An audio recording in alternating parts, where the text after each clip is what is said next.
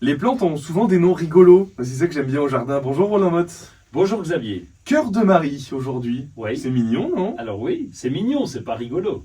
Oui, c'est C'est mignon et mignon. rigolo. Je vais vous calmer vite fait avec le nom latin Dicentra spectabilis. C'est beaucoup moins drôle. Ah, Bah oui. non. Alors c'est une plante vivace en attendant, plante vivace qui fleurit en ce moment.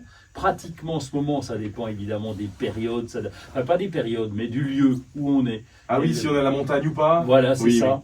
Et donc, c'est une fleur qui a justement une forme de cœur. Et donc, elle fait Oh. des grandes grappes avec plein de cœurs mis bout à bout l'un au bout de l'autre, qui peuvent être rouges, blancs, roses. Et c'est très, très joli. Et comme c'est une vivace, et ça vous le savez, eh bien, elle refleurit chaque année, elle repousse chaque année sans qu'on s'occupe d'elle. Et c'est une plante qu'on va mettre dans la terre. Mais c'est un beau cadeau ça pour quelqu'un qu'on aime, non? Oui, c'est ça, faut quand même avoir quelqu'un à aimer. Donc, si vous aimez quelqu'un, ça serait parfait. Oui, si quelqu'un vous aime, surtout ça le plus Oui, compliqué. oui, ça aussi, c'est plus dur.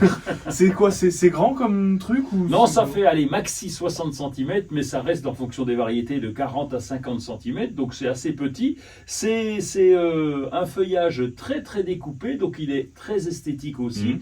C'est un peu fragile quand il fait froid, ça tient l'hiver, hein, donc on peut mettre Oh, même nickel. à moins 20, moins 30, on s'en fout. Mais si vraiment il fait très froid, petite gelée tardive, nos petites fleurs peuvent être abîmées et c'est dommage puisque on l'aime pour ça. Ah, donc oui, on peut la laisser dehors, pas de souci. Même Oui, si c'est abîmé, aucun c'est pas problème. grave. Oui, aucun problème. D'accord. Et c'est quand même vraiment joli quand ça démarre. Alors, malheureusement, ce qu'on y reproche, c'est de fleurir qu'au printemps, et c'est bien dommage. Oui, il faudrait inventer une nouvelle fleur, mais ça on verra peut-être. Oui. En attendant, la première, celle dont vous nous parlez, vient d'où? Le patient zéro. Alors, c'est l'Asie de l'Est, notamment le Japon, c'est de là qu'elle vient. Il y a eu un peu la Chine et la Corée, mais elle vient vraiment de là-bas. Et puis, elle a été introduite en France assez rarement, enfin assez récemment, pardon, au 19e siècle. Donc, c'est plutôt récent Ah oui, oui. pour une plante, puisqu'il y avait avant les grands voyageurs qui ramenaient des plantes dans leur bateau. Ouais, mais pour se la elle- péter.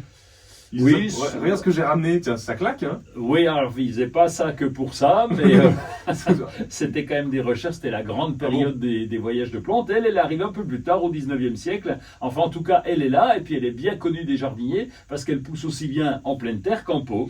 Pensons aux jardiniers débutants. Oui, Débutants plus. C'est facile. l'entretien est relativement simple. Alors, le plus dur, c'est de la planter. Il faut que ça soit plutôt à la mi-ombre, donc pas de soleil l'après-midi. Ensuite, vous arrosez, normal. Classique. Vous désherbez un peu lorsque il y a des herbes qui viennent envahir autour. Et puis, vous n'avez qu'un truc à faire, c'est quand la fleur est fanée, les fleurs sont fanées, vous coupez cette hampe et c'est tout, ça repousse chaque année.